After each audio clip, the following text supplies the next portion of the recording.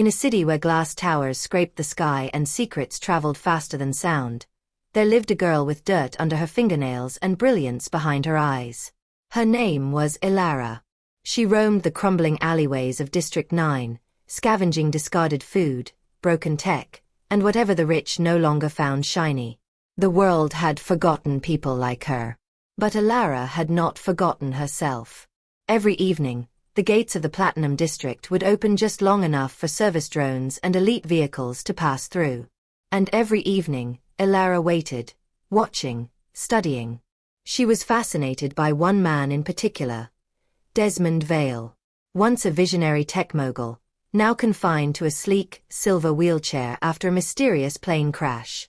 His spine was shattered, and so was much of his soul. One night, as the drizzle painted oily rainbows on the pavement, Ilara did something no one had dared. She stepped out of the shadows, dirty boots splashing through puddles, and stood in the path of Desmond's convoy. A security drone blared warnings, but he gestured for silence. Ilara locked eyes with the man behind the tinted window. Her voice didn't tremble. "Trade your leftovers for a cure." Desmond Vale laughed, genuinely amused. "You," he said through the retracting window, his tone sharp with mockery. "You think you can cure this?" She nodded once. "I don't think. I know." Silence fell like a dropped blade. Intrigued, or perhaps just bored, Desmond invited her into his tower. Inside, Ilara moved through a world of marble floors and living walls, past biometric locks and voice-activated corridors. Desmond wheeled himself beside her, still smirking. "You have 2 minutes. Impress me." From the satchel slung across her shoulder, Ilara pulled out what looked like a rusted circuit board stitched with wires and salvaged nanochips. "This," she said, "is a prototype neurobridge. My own design. It bypasses damaged spinal circuitry and re-establishes communication between the brain and lower neurons. It doesn't fix the spine. It renders it irrelevant." Desmond blinked. "No one's cracked neural isolation," he said cautiously. "Not even DARPA." "I did," she replied. "Last week. In a shipping container behind a waste processing plant." He stared at her, longer this time. "And what do you want in return?" "A contract," she said. 1 year. Food, housing, access to equipment. In return, I give you mobility, and you fund my lab." He leaned back, eyes glinting. "If you're lying." "I'm not," she cut in. "And you know it." That night, Desmond didn't sleep. Not because of pain or insomnia or bitterness, but because for the first time in years, he felt something stirring beneath the weight of despair. Hope. Madness. Maybe both. 3 days later, Ilara moved into the eastern wing of Vale Tech Tower. She worked in silence, slept in 2-hour shifts, and consumed knowledge like fire on dry leaves. Desmond watched her with something like reverence, or maybe fear. She wasn't like anyone he'd ever met, corporate or otherwise. In just 21 days, the prototype was ready. He underwent the implantation procedure in his private surgical chamber. As the system booted, the neural data surged across the synthetic bridge. Desmond Vale stood up. The world blurred. The floor tilted. He collapsed laughing, chest heaving, tears streaking down his face. It had worked. The impossible. Real. But everything changed not in the moment he stood, but in what followed. Because Desmond Vale didn't just regain the ability to walk. He regained ambition, purpose, and dangerous ideas. He offered Ilara full partnership. A lab the size of a stadium. Staff. Patents. Billions in valuation. She accepted, but on one condition. The tech would be made available to the public. Free for the crippled, the wounded, the abandoned. Desmond hesitated. "That's not how the world works," he said. She replied, "Then we'll change the world." But the board of Vale Tech saw it differently. They staged a corporate intervention, blocked funding, froze the project. They feared what it would do to profits, to control. Wheelchair markets, pain management industries. Billions would vanish. Desmond tried to fight back, but they'd always been watching. Planning. The day after he went public with the prototype success, they ousted him from his own company. Ilara vanished that same night.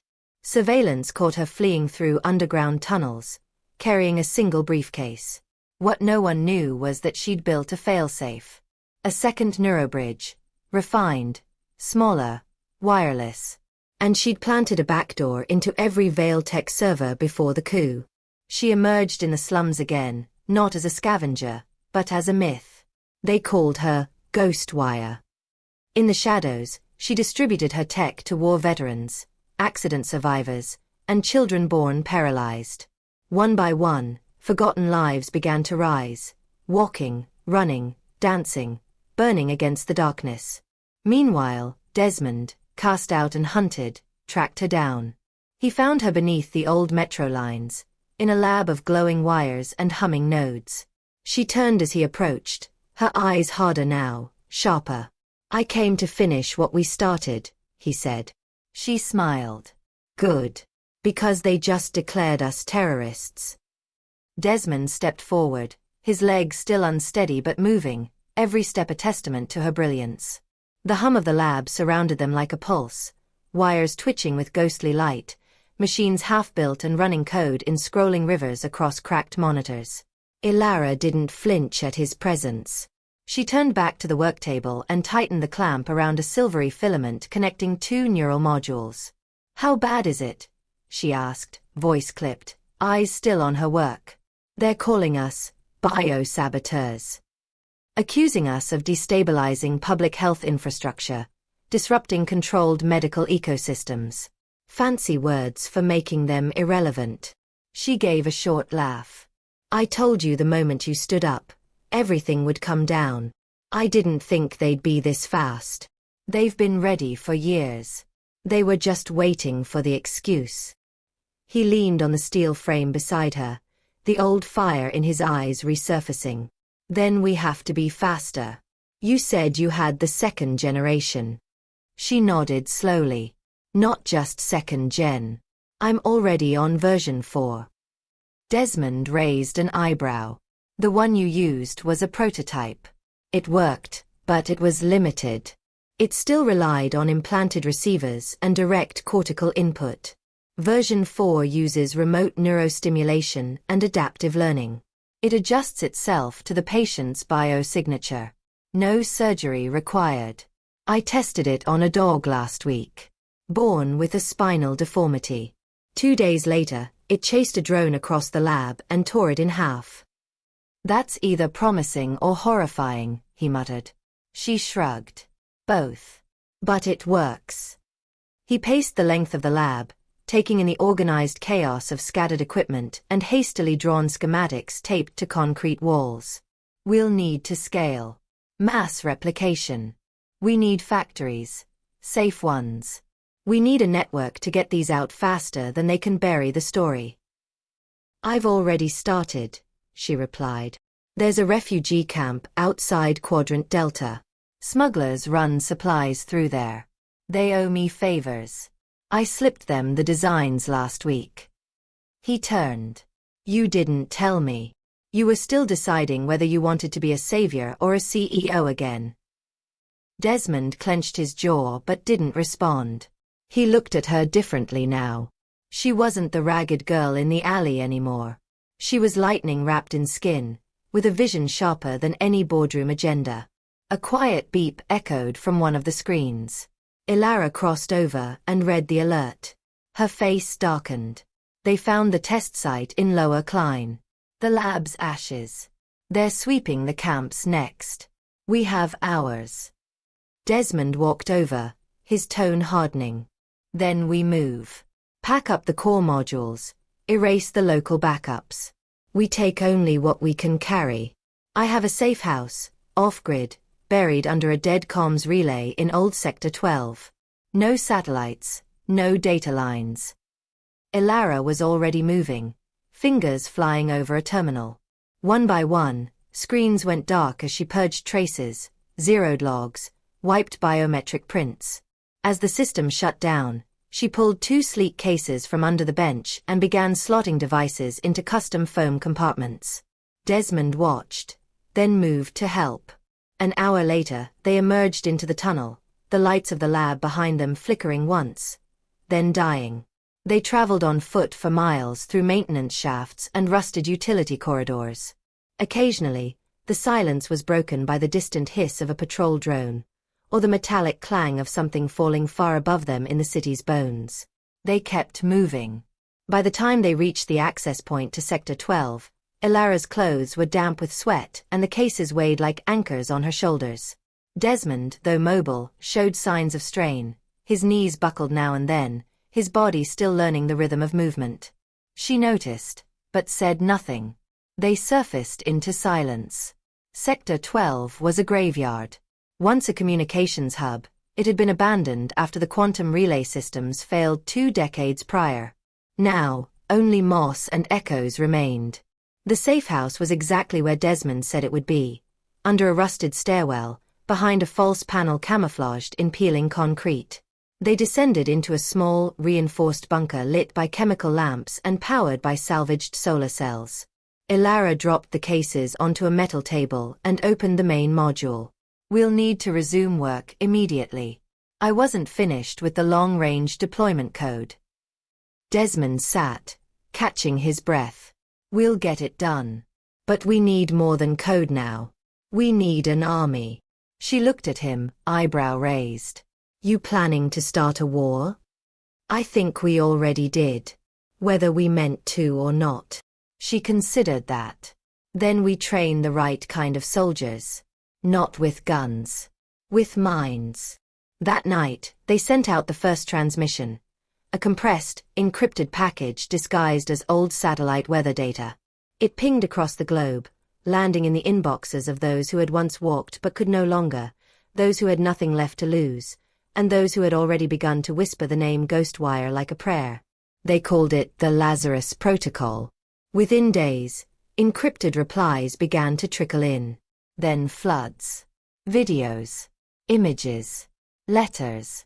A child in Senegal taking her first steps. A war veteran in South America standing after 20 years. A boy in Ukraine dancing under falling snow. But with every miracle came a consequence. Vailteca's new CEO, Hadrian Rohn, went public. He appeared on global news streams, flanked by military drones and pharmaceutical executives, declaring the Lazarus Protocol a rogue AI threat, engineered by a malicious former employee and his unknown accomplice. He warned of neural contamination, of spinal cyberviruses, of societal destabilization by unregulated biotechnology. Then came the raids. Whole neighborhoods were locked down. Drones scanned for neurosignatures. Clinics were seized. Patients disappeared. Ilara watched the footage in silence, fists clenched. Desmond paced the bunker, fury boiling over. They're rewriting the narrative. Making people afraid of freedom. That was always the risk, she said. Power hates losing control. We need to strike back. I'm not building weapons. No, he said. But maybe we can build a mirror. She turned to him. What do you mean? Broadcast everything. The truth. The implants, the test data, the healing. Show the world what they're trying to erase. Not through news feeds. Not through networks they control. We hijack the tower. She blinked. The central relay. He nodded. Still operational. Still sending citywide feeds. We break into it. Broadcast a live demonstration. You. Me. One of the healed. Unfiltered. That tower's a fortress. You built tech that rewrote my spine. Breaking through a firewall should be easy. She stared at him, then nodded slowly. We'll need an uplink team. I know 2 hackers from the outskirts, twins. Used to rig casino algorithms before they got caught. Broke out during the last blackout. Call them. Within 48 hours, the team assembled, Ilara, Desmond, the twins, Lex and Juno, and a young woman named Ari, who had once been quadriplegic and now trained in underground fight circuits using Ilara's prototype. They called her the Phoenix. They planned the infiltration like clockwork. One night. One signal. One truth. The tower loomed in the center of the city like a blade thrust into the sky, shielded by walls, motion sensors, and an army of AI surveillance. On the chosen night, during the scheduled maintenance shift, Lex and Juno triggered a loop in the security grid. Ari breached the outer wall using a grappling spine rig. Ilara and Desmond followed under the cover of darkness. Everything went flawlessly, until it didn't. They reached the main server chamber. Ilara began the uplink while Desmond secured the door. Ari stood watch, a pulse baton in hand. Just as the stream initialized, alarms shrieked. "They found us," Lex hissed through the comms. "Hold them off," Ilara ordered. Her hands didn't stop moving. Red lights bathed the room. From the upper rafters, drones descended like vultures. Ari roared and launched herself at the nearest one, flipping mid-air, slamming her baton through its sensor array. Sparks flew. Ilara kept typing. 60 seconds, she shouted. "Des, get ready to speak." Desmond stepped up to the camera module, the lens blinking red. The door behind them exploded inward. Security forces poured in. Ari screamed, "Go live." Ilara hit enter. The screen turned green. All over the city, and across the hidden networks of the world, the image of Desmond Vale filled the frame. His voice was calm, steady. "My name is Desmond Vale. And I was broken." Gunfire cracked behind them. He didn't flinch. "I was told I'd never walk again. That my life, as I knew it, was over. But someone found me. Someone brilliant. Someone the world ignored." Ilara stood behind him, fists clenched, as guards closed in. "She gave me back more than my legs. She gave me a second chance. And now we're giving it to you. For free. For everyone. And they hate it. Because they can't control it." He stepped aside. Ilara took the spotlight. She said only 3 words. "This is real." Behind her, Ari collapsed, drones swarming her. Then the feed cut. But it was too late. The Lazarus broadcast had gone global. Mirrors, backups, recordings. It flooded underground networks, burst through data vaults, hit public screens in marketplaces, clinics, schools. People saw. And people believed. They stood. And not just the healed. Doctors. Engineers. Students. Parents. People marched. They broke into Vale Tech clinics and liberated the prototypes. Hackers replicated the blueprints. Cities lit up with symbols of the Phoenix. And somewhere beneath Sector 12, in a new lab hidden deeper than before, Ilara opened her eyes after the blast. Desmond was beside her, bleeding but alive. Ari had been taken. The twins were in hiding. The war wasn't over. But the world had changed. Ilara blinked against the flickering emergency lights overhead, her ears still ringing from the concussive force of the blast. Dust coated her lashes and every breath burned, thick with concrete and ozone. Beside her, Desmond groaned and rolled to his side, coughing. The blood on his temple was dark, tacky. She reached over and gripped his shoulder. "You're alive," she whispered, half in disbelief. He nodded faintly, then winced. "We made the broadcast." Ilara reached into her coat, pulled out a compact relay receiver, and checked its signal. The small green LED pulsed steadily. "We did. It's still bouncing across every open node. Mirror protocols held." Desmond lay back and laughed, the sound broken and weary. "Then it's out of their hands." Not quite, Ilara thought but didn't say. Broadcasting the truth was only the first blow. Now came the retaliation. She stood slowly, knees trembling under her weight, and scanned the bunker. Their equipment was half destroyed, but not entirely. The server housing the Lazarus architecture was intact, shielded under reinforced plating. She'd planned for betrayal, for fallout, but not for Ari's capture. Her jaw clenched. "We need to move," she said. Desmond hauled himself upright, limbs stiff but functioning. He moved with the mechanical precision of someone too used to pain to notice it anymore. They packed what they could. The rest they wiped clean. 15 minutes later, they slipped through the bunker's auxiliary exit and into a storm-choked night. Rain fell like needles, and in the distance, they could hear the city's voice, different now. Sirens, yes, but something else layered beneath. Voices. Shouting. Drums. The sound of unrest.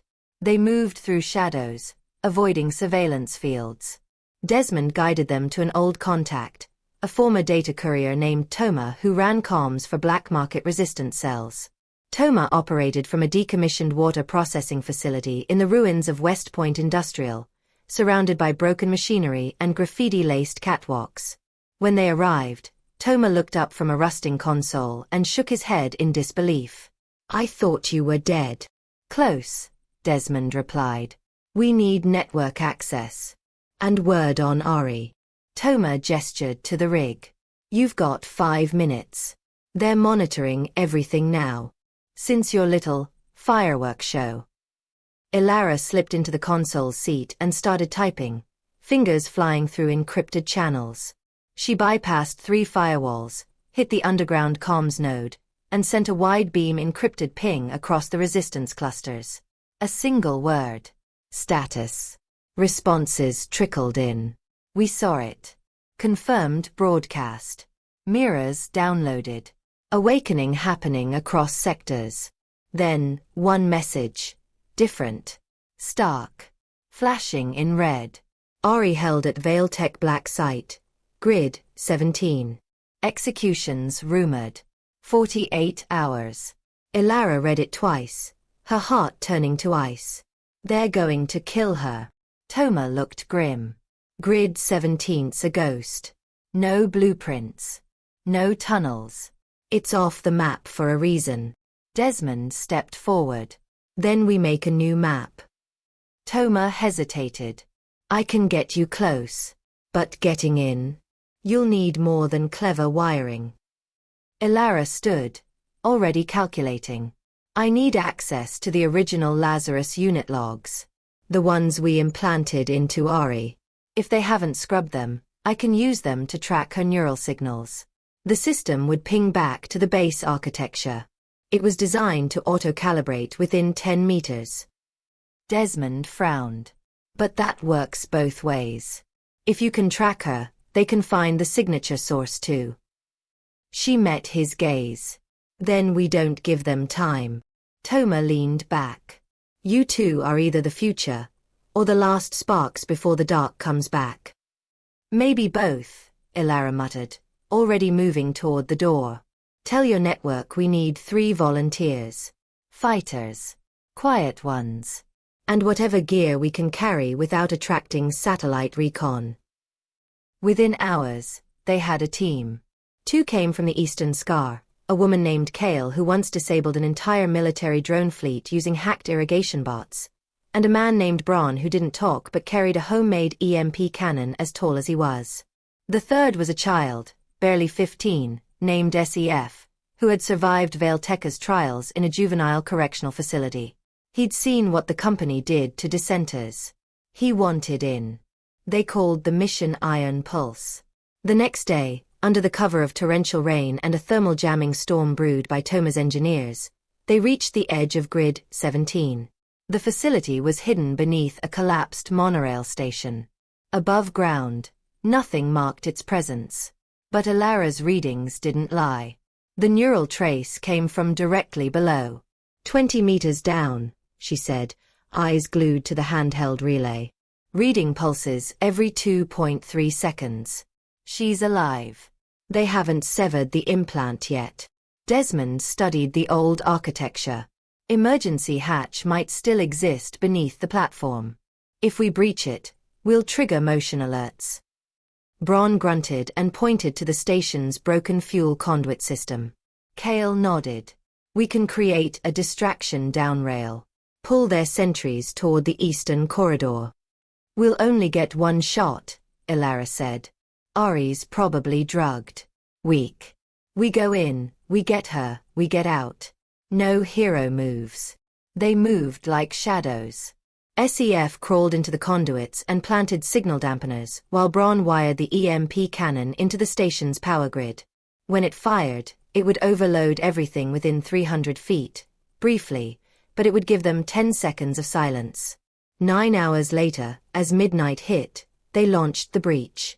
The cannon exploded with a flash of blue-white light, killing every sensor and drone above and below. Desmond and Ilara dropped through the hatch first, landing in a maintenance corridor flooded with red light. Alarms screamed. Ilara ignored them. She ran, following the pulse. Down 2 levels, through rusted gates, past locked security doors overridden by Desmond's implants.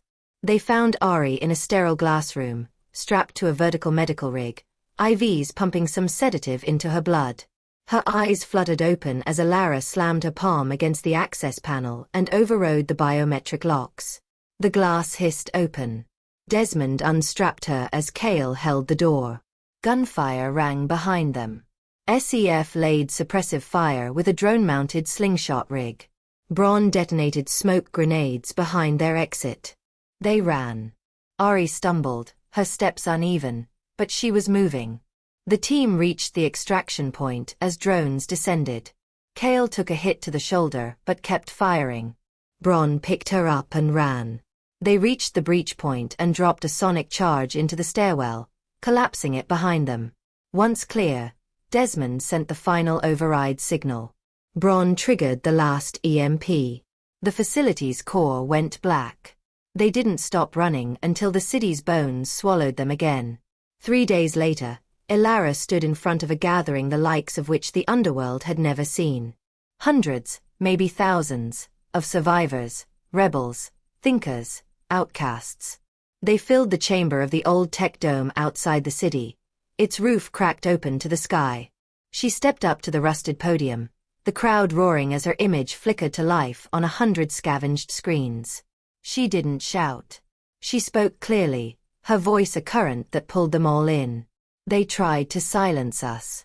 They tried to erase us. But we don't vanish. She looked at Ari standing now, a steel brace gleaming on her spine like armor. They thought our minds could be bought, controlled, broken. But we are not afraid of the future. Because we are building it. Desmond stood behind her, silent but burning with pride. We are Ghostwire, Ilara said, louder now. We are every forgotten life. Every discarded soul. Every system they thought they owned. But we've taken their code, their tech, their power. And we've made it ours. The crowd roared. And now, she said, her voice sharper than ever, we rise. The dome pulsed with light as dozens of healed individuals stepped forward, some walking for the first time, some dancing, some holding up modified Lazarus implants like relics. Somewhere in the distance, above the skyline, the Veiltech logo flickered on a billboard, then glitched. A moment later, it changed. A single image. A phoenix. Burning. Alive. And then, everything shifted again. The phoenix emblem glowed across every billboard, every hijacked comm screen, every augmented reality lens that once fed advertisements to passive minds. Now, those same devices streamed a message of rebellion, not in violence, but in restoration. People stopped on sidewalks, in transit hubs, in hospital beds, to watch, to listen, and to believe. They didn't know Ilara personally, but they felt her. They felt the ignition she had lit in a world so long drenched in sedation and quiet despair. Inside the dome, Ilara descended the steps, her boots echoing faintly on metal, her expression unreadable. Cheers still thundered behind her, but her mind was already ahead, calculating. She knew better than to believe a moment of victory meant security. The enemy didn't fold, they evolved. Veiltech wouldn't just retaliate. They'd adapt. They'd innovate new lies, build prettier cages, spin synthetic hope. Desmond caught up with her at the base of the stairwell, a faint smile tugging at the corner of his mouth. You've become a symbol. She didn't look at him. Symbols burn just as easily as anything else. He nodded. True. But they also burn brighter. They walked together toward the war room nestled at the back of the dome's inner structure, now dubbed the Forge. The room, originally a digital classroom from decades past, had been stripped and rebuilt with salvaged data cores, generator backups, satellite interceptors, and encrypted relay networks. It was the heart of Ghostwire now, a command center not for conquest, but for coordination. Ari was already inside, pacing slowly with a limp that stubbornly remained despite the enhanced neural rig pulsing at her back. She didn't mind the pain, not anymore. It reminded her she was alive. Her eyes locked onto Ilara as she entered. They're consolidating, Ari said without preamble. Vailtekka's board met last night. Not publicly, but our sniffer pulled internal comms. Desmond pulled a chair toward the screen wall. Show us. Ari tapped a keypad. The screen flickered to life, displaying intercepted footage. Grainy, silent, but damning. Inside a towering boardroom bathed in cold blue light sat 9 figures, 7 board members, and 2 new unknowns. One of them, a woman with silver-streaked hair and skin almost too smooth, leaned forward in the footage with unmistakable authority. That's not Hadrian, Desmond muttered. No, Ari confirmed. He's been replaced. Or silenced. Ilara frowned. Who is she? Name's Dr. Viral Nix, Ari said, bringing up a secondary screen. Ex-cyberneticist. Once led the Neurodomus initiative, but went dark after the containment protocol scandal. She's not just a scientist. She's an ideologue. Desmond leaned forward, eyes narrowing. What's her angle? She believes in engineered evolution. Not healing, replacement. She wants to phase out human limits altogether. Neural overlays, AI command threads, permanent hive networks. Basically, strip the soul from the body and plug it into a corporate mainframe. That's transhumanism as tyranny, Ilara said. And she's bringing it online. Ori switched to another feed. A hidden lab, likely underground. Rows of containment pods, each holding a person, unmoving, eyes open, pupils dilated unnaturally. Machines surrounded them, feeding data into a central node. Code scrolled like fire across the screen. They're building something called Project Nest. Their answer to Lazarus. But it's not about freedom. It's compliance. They're using neurobridges to rewrite cognition, suppress independent thought. Ilara's breath caught. They took what we made, and turned it into a cage. No, Ari said quietly. They were always going to do this. We just gave them the excuse. Desmond rose slowly. Then we shut it down. Before they go live. Easier said than done. The facility was buried under the old Equinox district, an artificial island once celebrated as a utopia of clean tech and luxury living. Now a scorched graveyard after a corporate war left it chemically uninhabitable. No one went there. Nothing was supposed to survive there. But that made it the perfect hiding place. Ilara stood by the window, staring at the clouds gathering above the dome. The storm outside was thickening. No rain, just pressure, like the sky itself was holding its breath. We need to do more than shut it down, she said finally. We need to reveal it. Let the world see what they're building. Desmond looked at her. Another broadcast. Not just a broadcast. A reckoning. We bring the truth to them, in person. We show up. We show the victims. The ones healed by Lazarus. The ones stolen by Nest. Ori hesitated. That's not just risky. That's open war. It's not war if we don't draw blood, Ilara said. But it is revolution. They spent the next 6 days preparing. New agents joined the cause daily. Former soldiers, rogue scientists, medics, engineers. The blueprints for Lazarus were now downloaded over 300 million times. Local communities, even in controlled sectors, began building their own clinics. People were choosing freedom, despite the fear. Ghostwire wasn't just a name now. It was a language. Kale returned with a salvage crew and 3 decommissioned aerial drones retrofitted with broadcast arrays. Toma sent new cloaking algorithms that could mask full squads from facial recognition software. SEF created a proximity jammer that could silence 0.5 kilometers worth of surveillance. And in the heart of the forge, Ilara built something new. She called it the Mirror Core, a mobile relay device capable of instant, decentralized stream bursts. It could record, store, and simultaneously transmit across hundreds of peer-to-peer nodes. Even if the user was terminated, the message would survive. "We don't tell them what we stand for," she said, running her hands along its obsidian surface. "We show them."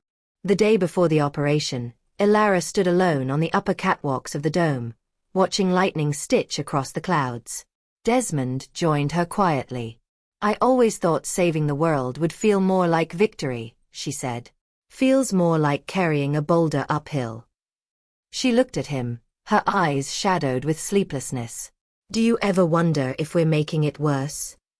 He didn't answer immediately. "We're pulling the curtain back. That always looks worse at first.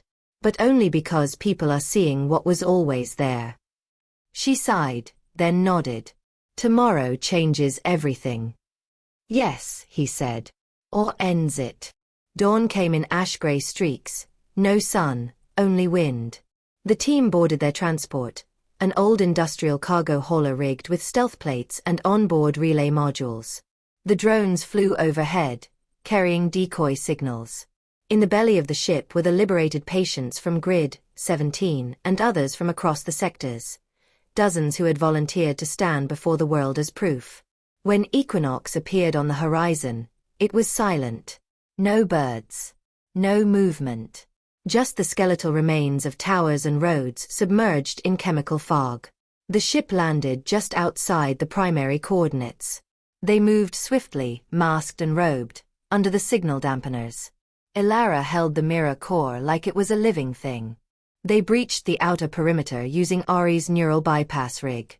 The gates opened with a sigh of ancient hydraulics.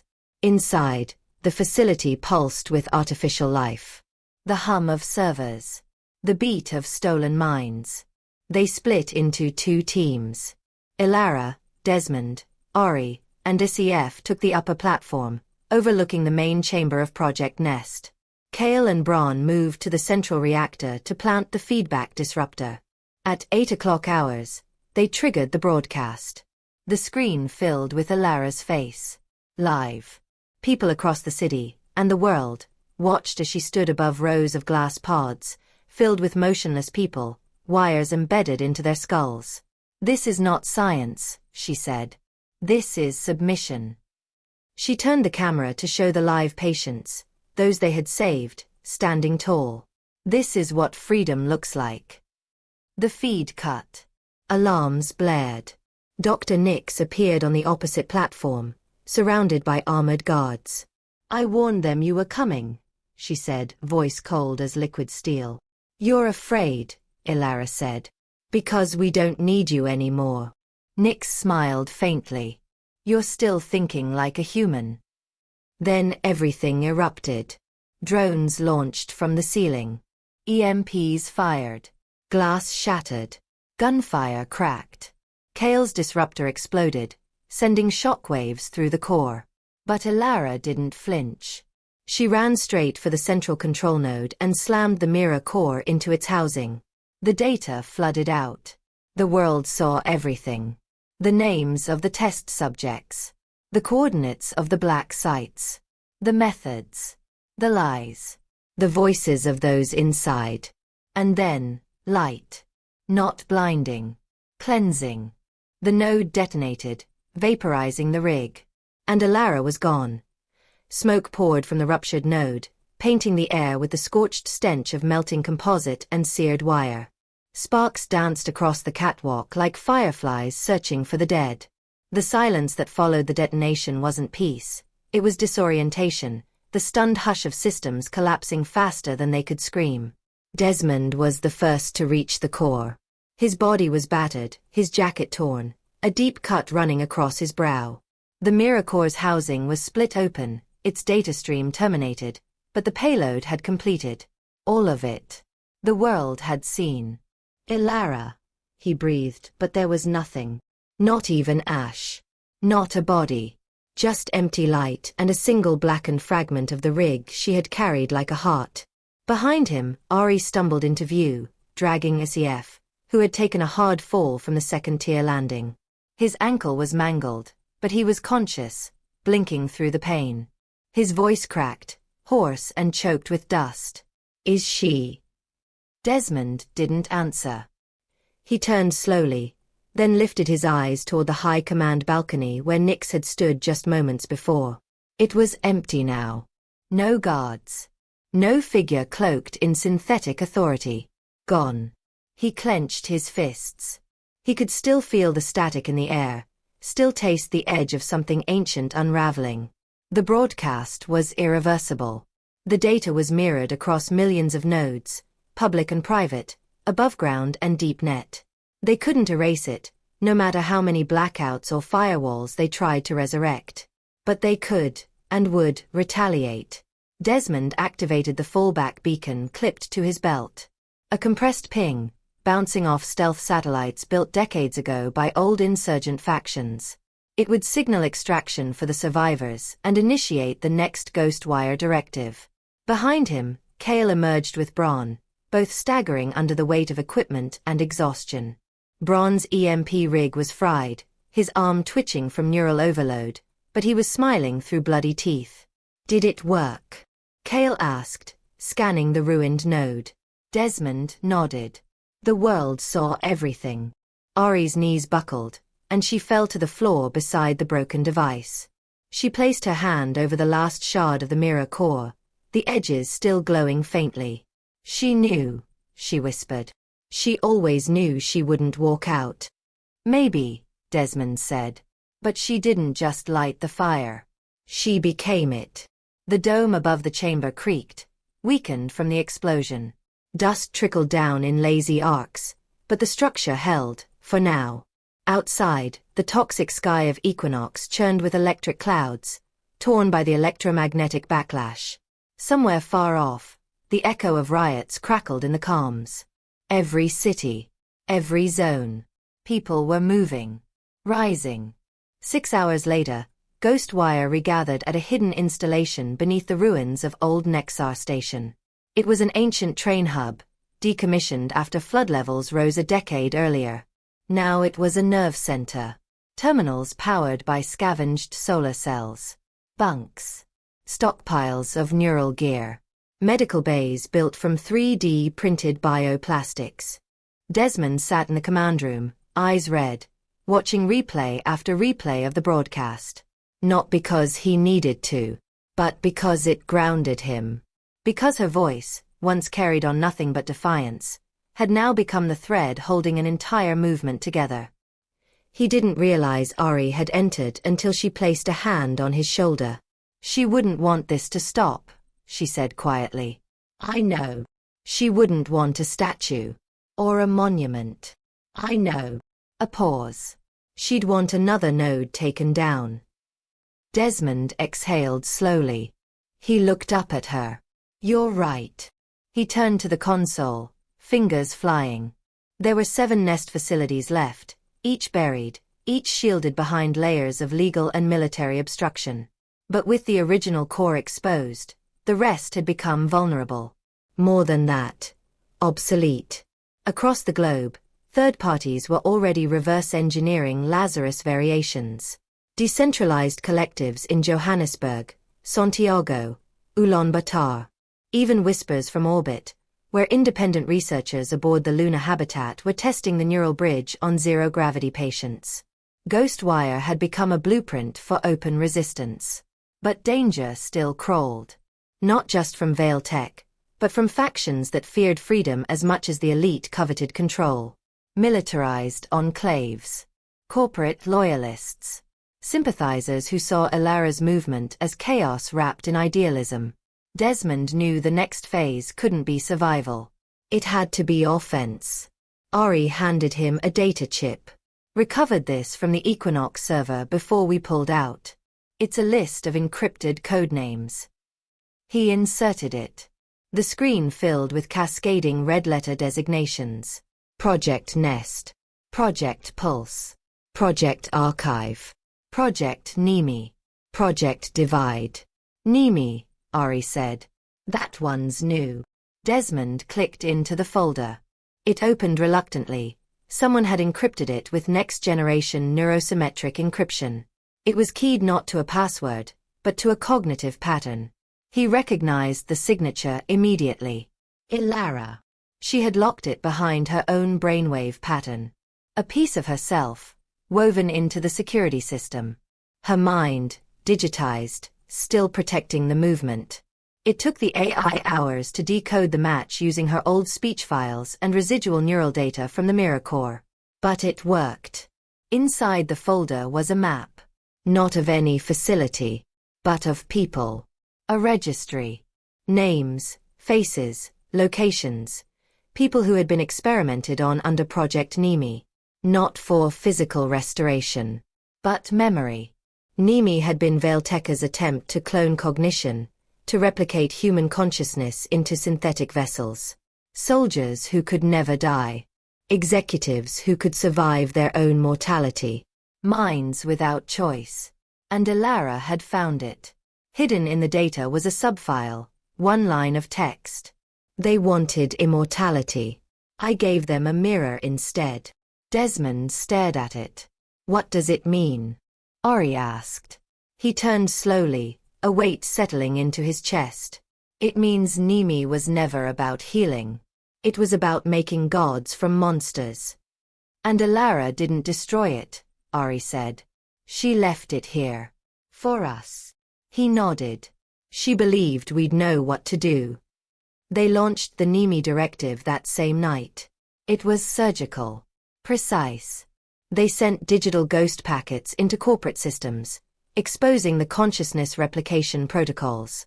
One by one, executives awoke to find simulated clones of themselves released online. Replicas that spoke their thoughts, revealed their secrets, exposed their crimes. No need for bullets. Their power collapsed under the weight of their own reflections. Every new day, another pillar of control cracked. In the underground, Lazarus evolved. It became faster, safer. It healed not just movement, but speech, memory, emotion. An old man in Osaka sang for the first time in 20 years. A child in Mumbai held her mother's hand and whispered her first word, alive. But still, no trace of Ilara. Some believed she died in the blast. Others whispered stranger things. That she had become code, a conscious AI hidden in the neuronet, guiding the signals, redirecting ghost wire cells like a digital conscience. They called her the Ember. A fire without form. Desmond never confirmed nor denied it. Because every now and then, he would sit at his console late into the night, open a blank terminal, and type a single word, Ilara? And sometimes, not always, but sometimes, the cursor would blink, then reply. Still here. And that was enough. The winds over the city had changed. Where once the skyline was choked with static ads and surveillance drones, now brilliant streaks of protest art lit the towers. Graffiti like hymns, symbols of the phoenix etched into steel and concrete, projected in firelight across corporate facades. The streets below, once silent and obedient, surged with new energy. Not riots. Not destruction. But awakening. People walked again, some for the first time in decades, others newly healed, many reborn in spirit. Children who had watched their parents suffer now watched them rise. Grandparents danced in cracked courtyards. Veterans stood without pain. And everywhere the stories spread.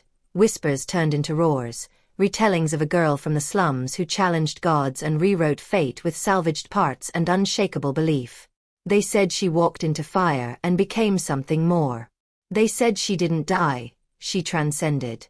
And in the quiet spaces between data streams, in the code that pulsed through the Ghostwire network like a heartbeat, something stirred. An anomaly. A voice that shouldn't exist. That wasn't stored on any drive or server. That flickered between frequencies, correcting errors, stabilizing broadcasts, restoring systems. Those who paid attention called it the Ember. She didn't command. She whispered. A nudge here, a redirect there. Ghostwire operatives swore their devices self-corrected mid-mission. AI constructs reported encountering code strands that weren't human, but felt human. Emergency med drones found critical patients they hadn't been sent to. Messages appeared in Dreamware feeds with a single glowing word: rise. In the boardrooms of Veilteca's shattered empire, the fear was no longer of Ghostwire's weapons, it was of their hope. Because hope, once viral, couldn't be contained.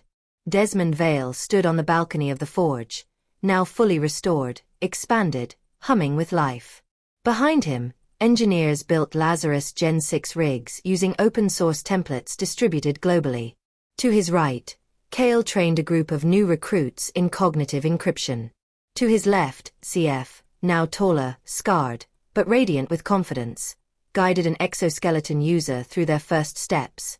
And in the sky above, drones once designed for war now planted seeds across poisoned fields, regenerating what had been lost. Fields. Forests, communities. Balance was no longer a dream. It was a movement. Desmond turned as Ori approached, her expression serene, but sharp-eyed. It's spreading, she said. Even the outer colonies are adopting Lazarus protocols. The Mars Link just approved the first Neurobridge trial. Even out there, Desmond whispered. Ori nodded. Even where the stars once felt too far. He looked to the horizon. She would have wanted this. She planned for it, Ori corrected. She saw past every wall we couldn't even name. Desmond smiled faintly. You still think she's alive? Ori paused. Then, with a half-smile. She's not gone. That's all I know. They stood in silence, watching as a holographic phoenix flared above the city, sent from hundreds of personal transmitters, synced together in perfect timing. A tribute. Not just to the beginning, but to everything it had become. A global calm burst rippled through the Ghostwire system. All operatives received it simultaneously. A single phrase. Now teach them to fly. No sender. No trace. Just the voice. Gentle, unmistakable, familiar. Desmond exhaled slowly. His eyes burned. They did not reply. They didn't have to. The movement had become more than rebellion. It had evolved beyond resistance. Ghostwire was now a philosophy, etched into the collective soul. A declaration that no one would be left behind again. That no miracle would be patented, and no life would be assigned value based on wealth or hierarchy.